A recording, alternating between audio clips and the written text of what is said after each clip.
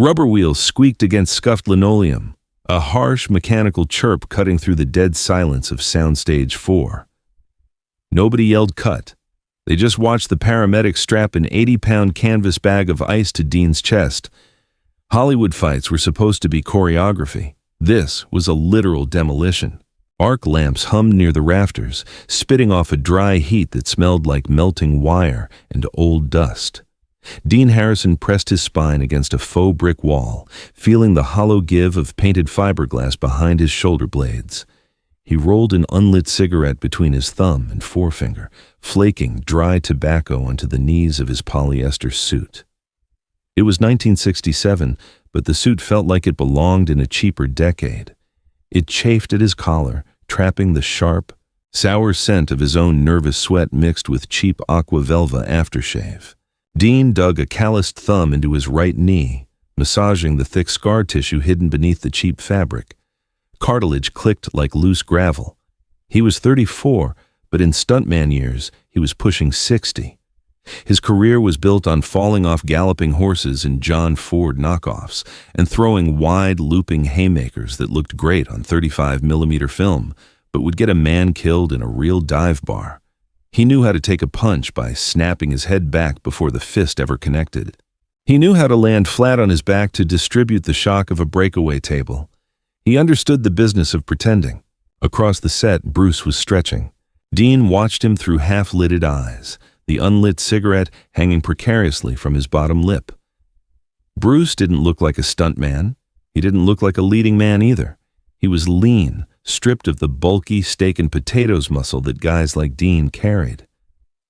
Bruce was wearing a simple white undershirt and dark slacks, his feet bare on the splintering wooden floorboards of the stage. He was performing isometric exercises, pressing his forearms against the heavy steel frame of a light stand. There was no grunting, no heavy breathing, just a terrifying, silent tension. Dean could see the muscles in Bruce's back shifting beneath the thin cotton of his shirt, snapping into place like thick steel cables pulling taut. The air around him smelled faintly of wintergreen oil and sharp camphor. "Guy gives me the creeps," Tommy Brooks muttered, leaning against the wall next to Dean. Tommy was another veteran, carrying a small paunch over his belt and smelling strongly of stale coffee and peppermint gum. "Looks like he's trying to push the building over." "He might just do it," Dean grunted, finally pulling a Zippo from his pocket. The metallic clink of the lighter was unnaturally loud in the stifling air. He lit the cigarette, taking a deep drag and letting the harsh smoke scorch the back of his throat. "I heard Arthur wants us doing that choppy hand garbage today," Tommy complained, picking at a hangnail. "No wild swings. He wants it tight, fast." Dean frowned, blowing a stream of gray smoke toward the lighting grid. "Fast doesn't read on camera. You throw a short punch, the audience misses it. You gotta wind it up. You gotta sell the impact. Tell that to him." Tommy jutted his chin toward Bruce. "I did a rehearsal with him yesterday. I threw a right hook, and before my arm was halfway extended, he tapped my nose, my throat, and my groin. Barely moved. Just bink, bink, bink." Tommy shivered, rubbing his face. "It ain't right, Dean. It ain't natural." Dean narrowed his eyes. He hated that word. Natural. Hollywood wasn't about what was natural. It was about what looked good. He resented this new wave of martial arts sweeping into the studio lots. It felt like an insult to the dues he'd paid. He had broken 3 ribs taking a tumble down a flight of concrete stairs for a detective flick last year. He had a metal pin in his collarbone from a motorcycle gag gone wrong.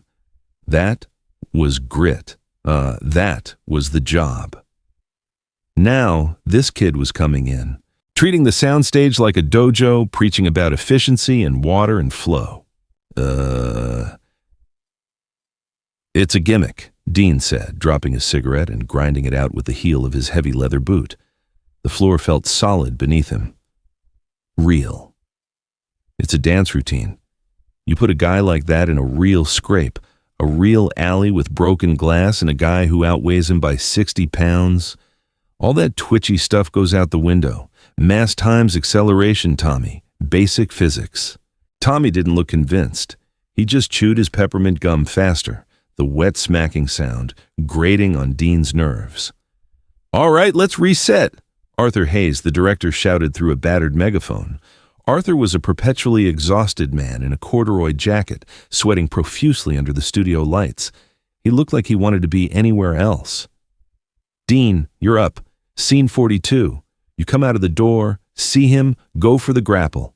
We need to walk the blocking." Dean cracked his neck. The vertebrae popped in rapid succession. He stepped away from the wall, feeling the familiar, heavy weight of his own body. He rolled his shoulders, loosening the stiff joints, and walked onto the marked area of the set. Bruce stopped his stretches. He turned to face Dean. Up close, Bruce's eyes were intense, unblinking. They didn't hold anger or arrogance or even polite professional greeting. They were completely, unsettlingly empty. Blank slates waiting to react. "Okay, Dean," Arthur called out, sipping from a styrofoam cup. "You burst through the door. You see him, you lunge. Grab him by the lapels, try to throw him into the camera left wall. Bruce, you do your... whatever you do, intercept him, put him down." Dean stood on his tape mark, a small X of red gaffer tape on the floor.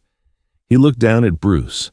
Dean was 6'2", weighing 210 pounds. Bruce was maybe 5'7", tipping the scales at 140 on a heavy day. The sheer disparity in mass made Dean feel ridiculous. He felt like he was being asked to tackle a greyhound. "Whenever you're ready, kid," Dean mumbled, shifting his weight. "I am ready," Bruce said softly. His voice was calm, almost a whisper, but it carried perfectly over the ambient hum of the equipment. "Action on rehearsal," Arthur sighed. Dean lunged. He didn't go full speed. It was a rehearsal after all, but he put his weight behind it. He extended both hands, fingers hooked like thick, blunt claws, aiming for Bruce's collar. He telegraphed the movement, lifting his elbows high so the camera could see the aggression, so the lens could capture the threat. He never touched fabric. Before Dean's hands could close, Bruce shifted. It wasn't a large movement. He didn't leap back or duck wildly. He simply pivoted his lead foot outward by a fraction of an inch, dropping his center of gravity. His right arm snapped up, parrying Dean's heavy arms from the inside, deflecting all of Dean's 200-plus pounds of forward momentum to the side with a sharp, sickeningly loud slap of flesh against flesh. Dean stumbled past him, his heavy boots skidding on the linoleum. He caught his balance, chest heaving, his face flushing with immediate hot embarrassment. The crew went silent. "Cut, cut," Arthur groaned from his director's chair. "Dean, you went right past him. You missed your mark." "He moved too early," Dean snapped, turning back around. He rubbed his forearm where Bruce had slapped it. The skin was already turning a violent shade of pink. It stung like a whip crack. "I'm supposed to grab him." "If you grab me, the fight is over," Bruce said. He hadn't moved from his new stance. He was perfectly balanced, breathing evenly. "It's a movie, kid," Dean growled, walking back to his red X. He could feel Tommy watching from the shadows. He could feel the bored grips and gaffers suddenly paying attention. His pride, brittle and heavily scarred, flared up. "You gotta let me sell the grab so you can do your counter. You can't just swat me away before I even get there. It looks fake." Bruce tilted his head. A tiny, almost imperceptible muscle twitched in his jaw. "If I wait for you to grab me, it is fake. You are too slow. If you want it to look real, you must try to actually hit me." The soundstage got very quiet. The hum of the arc lamp suddenly sounded like a roaring jet engine in Dean's ears. He felt a drop of sweat detach from his hairline and slide slowly down his temple, cutting a cold path through the grease paint makeup on his face. Dean laughed. It was a harsh, scraping sound. "Try to actually hit you." "Yes," Bruce said simply. He tapped his own chest. "Do not act. Try to hit me." Arthur stood up, sensing the shift in the air. "Now hold on, guys. Let's just stick to the choreo." "No, Arthur, it's fine," Dean interrupted, holding up a thick, calloused hand. His heart was beginning to thump a heavy rhythm against his ribs. The adrenaline was dumping into his bloodstream, sharp and metallic on his tongue. This wasn't about the scene anymore. This was about 20 years of bar fights and broken bones against a guy who treated violence like a math equation. "He wants realism. I'll give him realism." Dean squared his shoulders. He dropped the theatrical, wide-elbowed stance. He tucked his chin down, bringing his fists up tight against his cheeks. He fell back into the stance he used when he bounced at a dive bar in Santa Monica. Heavy on the back foot, ready to launch a right cross that could shatter a jawbone. Bruce didn't change his stance. He stood loose, his hands resting near his waist. He looked utterly bored. "You sure about this?" Dean asked, his voice dropping an octave. "Stop talking," Bruce said. Dean exploded forward. He didn't hold back. He drove off his back foot, twisting his hips, throwing his entire body weight behind a right cross aimed squarely at the center of Bruce's face. It was a punch meant to end a fight instantly. The air tore around Dean's fist. He could feel the fibers of his cheap suit jacket straining to the point of ripping. He expected the satisfying, meaty thud of knuckles connecting with bone. Instead, he hit empty air. Bruce had slipped to the inside of the punch, his head moving barely an inch out of the path of Dean's fist. Dean's momentum carried him forward, utterly exposed, his right arm fully extended, his chest wide open. Time seemed to stutter. Dean saw Bruce's right hand draw back. The fist was vertical, not horizontal. It hovered mere inches from Dean's sternum. There was no wind-up, no swing, just a sudden, explosive release of kinetic energy. Crack. It didn't sound like a punch. It sounded like a thick wooden broom handle snapping over a knee. The impact hit Dean right below the breastbone. It wasn't a pushing force. It was a penetrating shockwave. Dean felt his rib cage compress inward. All the air in his lungs was violently expelled in a wet, ragged gasp. His diaphragm seized. The shock traveled up his spine, rattling his teeth and short-circuiting his nervous system. His legs instantly stopped working.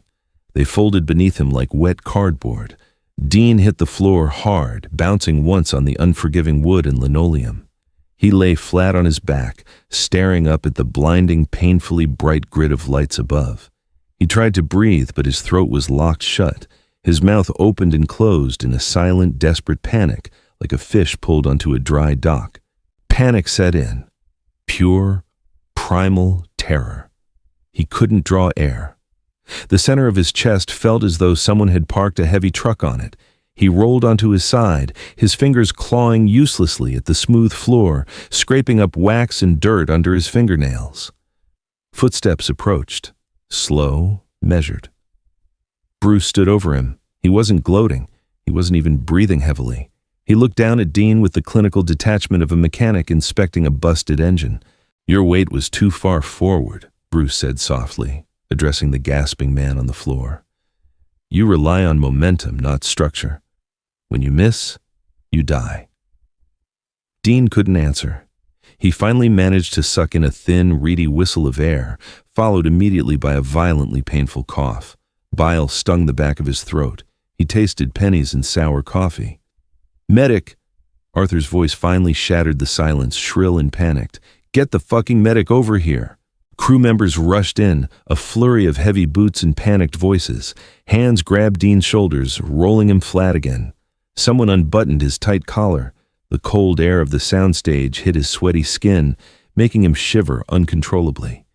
He stared up past the faces of the crew, past Arthur's terrified eyes, focusing only on the rafters. He had felt it. In that fraction of a second, before the lights went fuzzy, he had felt the sheer terrifying perfection of it. It wasn't magic. It wasn't a trick. It was a horrific, beautiful mastery of physics. As the paramedics finally arrived, pulling a canvas stretcher off their cart with a squeak of rubber wheels, Dean closed his eyes. The pain in his chest was agonizing, a deep, radiating throb that promised cracked ribs and weeks of misery. But underneath the pain, burying his macho pride in the cold, hard dirt of reality, was a profound sense of obsolescence. He wasn't just a stuntman lying on the floor. He was a relic. Canvas scraped against the rigid metal rails of the gurney. The paramedics hoisted Dean upward, the sudden shift in elevation making his stomach pitch violently. Overhead, the long, caged, fluorescent tubes of the studio hallway flickered past in a rhythmic, nauseating sequence. Click-whir. Click-whir. It was a steady metronome marking the exact seconds his career shifted from active duty to a cautionary tale. The studio infirmary smelled sharply of rubbing alcohol, old linens, and the lingering copper tang of dried iodine. They parked his stretcher near a peeling radiator that hissed steam into the small, cramped room.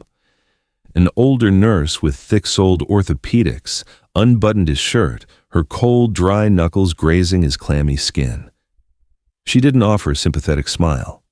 In this town, broken stuntmen were as common as blown light bulbs. "Take a breath," she ordered, pressing a frigid stethoscope to his sternum.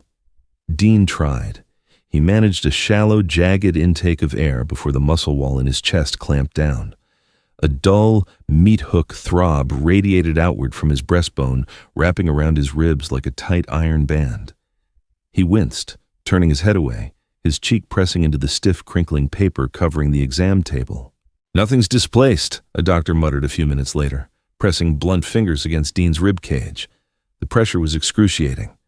"Severe bone contusion, deep tissue trauma. You're lucky he didn't hit you an inch higher, or your xiphoid process would be sitting in your left ventricle right now." Dean stared at the ceiling tiles. Water stains formed ugly brownish continents up there.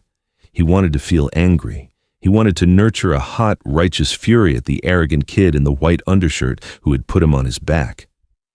Anger was a familiar tool. It kept guys like him warm on freezing night shoots and pushed them to jump off moving trains when their knees screamed at them to stop. But the anger wouldn't come. What replaced it was a cold, sinking humiliation. It wasn't just that he'd lost a fight. Dean had lost plenty of fights. He'd had his nose broken outside a biker bar in Bakersfield, and he'd been knocked unconscious by a bad horse kick on a western backlot. Those injuries made sense. They fit into his world view. Force met force, and the tougher object won. This was different. Bruce hadn't overpowered him. Bruce had simply allowed Dean to destroy himself.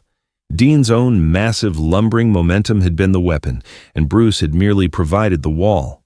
The heavy clinic door creaked open. Tommy shuffled in, looking deeply uncomfortable. He was holding Dean's scuffed leather jacket, gripping it like a dead animal he didn't want to touch. Tommy smelled faintly of cheap craft service donuts and nervous sweat. "Arthur says you're wrapped for the week," Tommy mumbled, leaning awkwardly against the doorframe. He wouldn't meet Dean's eyes. "Says they're gonna shoot around you. Bring in a double for the wide shots." "Yeah," Dean rasped. His voice sounded thin, weak. "Listen, Dean." Tommy shifted his weight, his boots scuffing the linoleum. "That was a cheap shot. Kid waited until you were off balance. It was a sucker punch. We all saw it." Dean slowly turned his head to look at his friend. Tommy was lying. He was lying because admitting the truth terrified him just as much as it terrified Dean. If a 140-pound outsider could casually dismantle the biggest, toughest guy on the stunt roster without breaking a sweat, then the entire hierarchy of their world was a fraud. "It wasn't a sucker punch, Tommy," Dean said, the words hurting his chest more than the doctor's probing fingers. "Come on, he barely moved."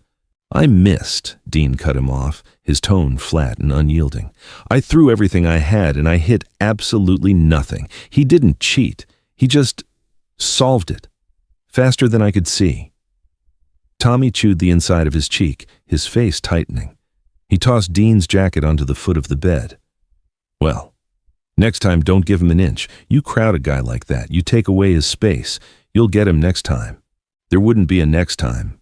Dean knew it. Tommy knew it. But they played the script anyway, because sticking to the script was the only way they knew how to survive in this town. Tommy clapped a hand softly on Dean's shin, gave a tight nod, and slipped out of the room, eager to get away from the smell of defeat. Left alone with the hissing radiator, Dean closed his eyes. He remembered the brief, terrifying microsecond before the impact, the absolute stillness in Bruce's eyes. It wasn't malice. It was just an overwhelming, undeniable competence. Dean had spent 20 years learning how to pretend to fight. He had just met a man who understood the grim, brutal physics of the real thing. Friday morning tasted like burnt coffee and chalky painkillers. 3 days had passed. Dean's chest was wrapped tightly in heavy elastic medical tape. It pulled sharply at his body hair and trapped a perpetual itchy sweat against his skin. Every time he cleared his throat, it felt like a heavy leather boot was stomping on his lungs. He didn't have to go back to the lot. He was officially on medical leave, collecting a meager union stipend while he healed. But sitting in his cramped, wood-paneled apartment in Van Nuys, staring at the dust motes dancing in the slanted blinds, was driving him insane. He needed to see it again. He needed to prove to himself that he hadn't hallucinated the whole humiliating ordeal. The studio lot was a chaotic hive of noise and motion. Grip trucks rumbled past, belching thick diesel exhaust. Extras in cheap period costumes smoked cigarettes near the soundstage doors, their laughter sharp and abrasive.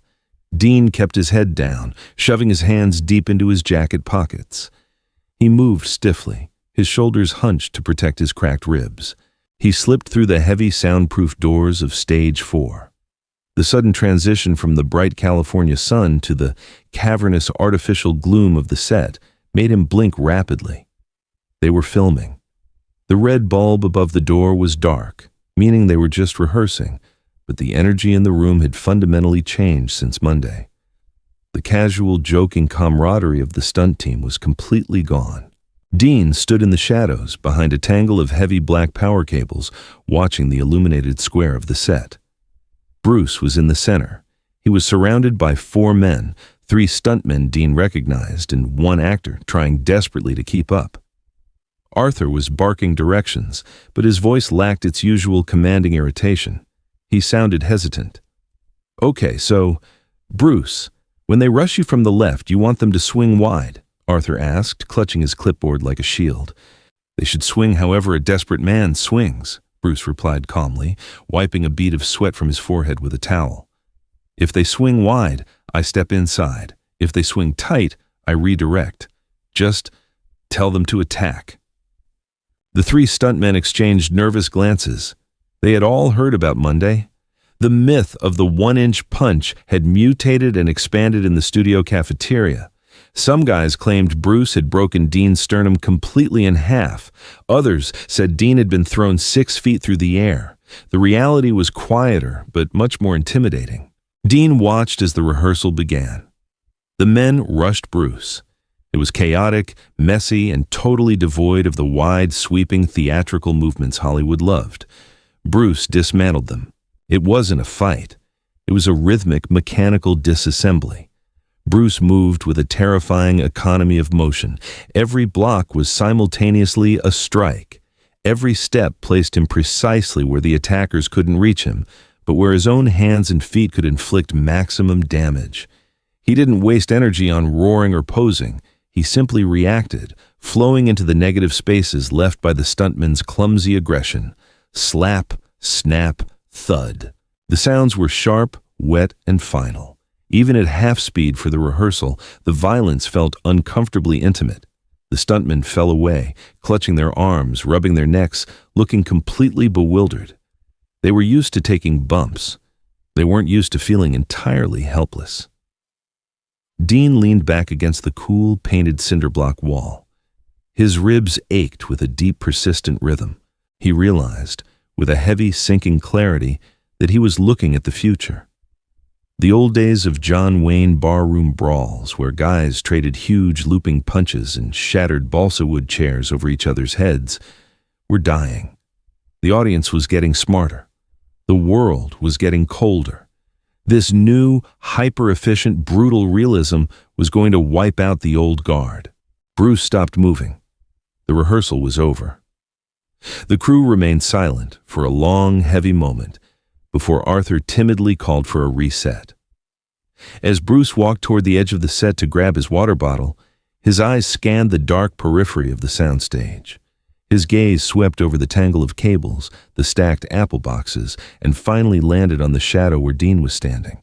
Dean stiffened. He expected a smirk. He expected a nod of arrogant acknowledgement. He braced himself for the quiet pity that young, hungry men usually reserved for the aging wrecks they replaced. Bruce didn't smirk. He didn't nod. He just looked at Dean. The expression was completely blank, stripped of any ego or malice, It was the look a carpenter gives a rusty hammer before reaching for a new nail gun. It was simple, factual recognition. You are there, and I am here. After a second, Bruce looked away, unscrewing the cap of his water bottle. Dean exhaled slowly, letting the sour, stale air empty from his bruised lungs. He didn't feel angry anymore. He just felt terribly, overwhelmingly tired. He pulled his leather jacket tighter around his shoulders, the cheap material creaking in the quiet dark. He didn't stay for the actual take. Turning his back on the bright hot lights of the set, Dean pushed the heavy soundstage door open and stepped back out into the harsh, unforgiving glare of the California sun. The heat felt good on his aching chest. He began the long, slow walk back to his car, his boots scuffing the pavement, leaving the pretend world behind to the men who no longer needed to fake it. If this raw, unfiltered look at Hollywood's golden age and the brutal realities of martial arts history hit hard, don't walk away just yet.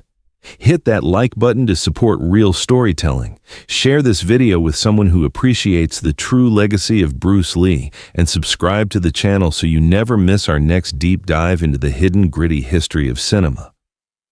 Drop a comment below. Would you have stepped onto that mat?